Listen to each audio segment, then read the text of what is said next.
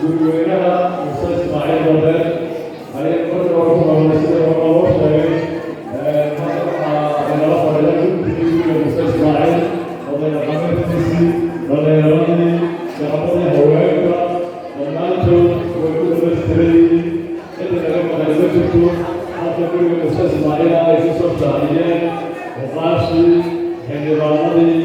iyo weliba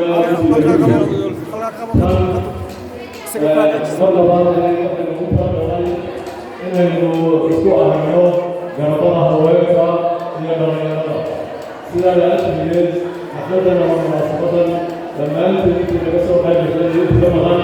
aad iyo aad ayaan idin salaamayaa salaamta islaamka ayaan idinku salaamayaa wasalaamu calaykum waraxmatullaahi tacaala wabarakaatu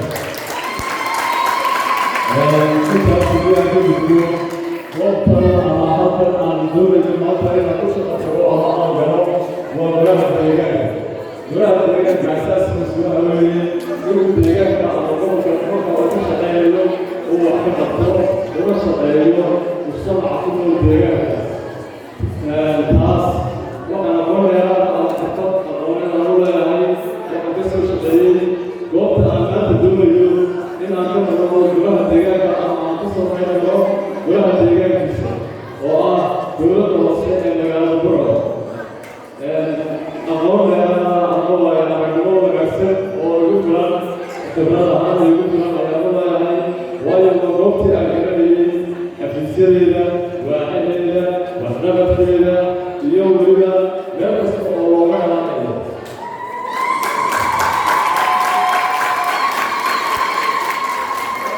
intaas aan ka gudbo qofku wuxuu ku badan yahay howsha ama shaqada uu garanayo inuu qabto ayuu ku badan yahay ma ahan oo markaan garanayno shaqadii adduunoodu kolleydii waxay ku qaadanaysaa inta uu isagoo xirfada samaysanayo ama uu aqoonta raadinayo uu ka raadinayo goobtooda markaa u shaqo tegayo ama xafiiska uu geli doono ama wax u soo xirmi karo waxyaalo fara badan ayaa kasoo xirmi kara laakiin qofku marka uu aqoon leeyahay wuxuu garanayaa albaabka uu gelayo meesha uu fadhiisanayo qaybta uu ku shaqo leeyahay iyo waxa uu qabanayo uu u fahamsan taasina way weyn u tahay mana aha xildhibaan ay aqontaydu inuu ahaado oo keliya xildhibaan soo fadhiista xafiiskiisa waxaan rajaynayaa haddii aynu guul ilaahay aynu ka helo oo aad ka ugu siisaa oo maadaama aad baahanahay aan ku tuumayay in aan raadiyo inta ugu sareeya goobtaas ee ah maayarnimada deegaanka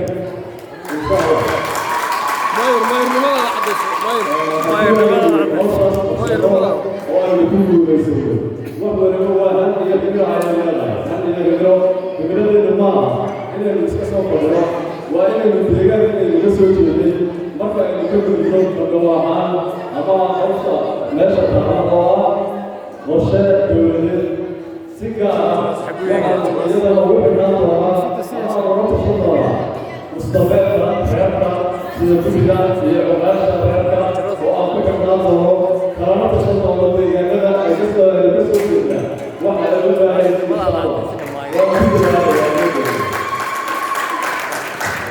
halkaas ka soo koobo kolley halkan waxaa ku yaala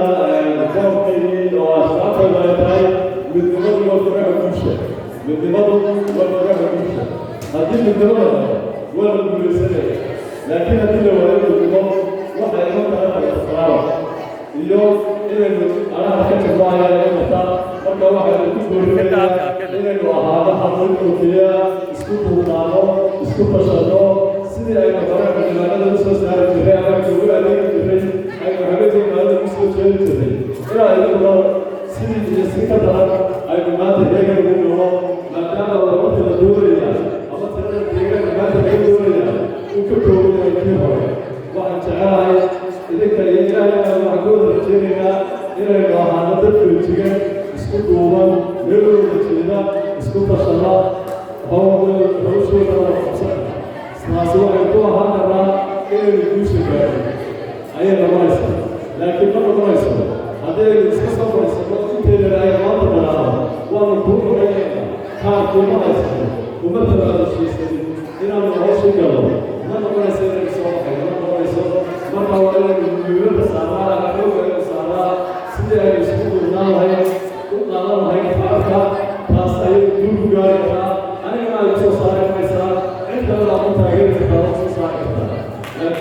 لكن هذا ما هذا السلطة صلوا أين السلطة صلوا أين الله صلوا سيد العاجل أين نحن سبحانه أين هم سيد الجوار كتحكي لنا أنا ما تصور الطريقة ما هذا الطريقة أين نحن نسلم هذه الكلية هذا ما يسمى الطريقة كان فيما يمسح إن شاء الله بعد كذا شيء يسلم قول لنا أمانتي طبعا سوف يبقى حفلتك السلام يا طيب المسؤول ويايا والله سلامتي والسلام عليكم ورحمة الله تعالى وبركاته.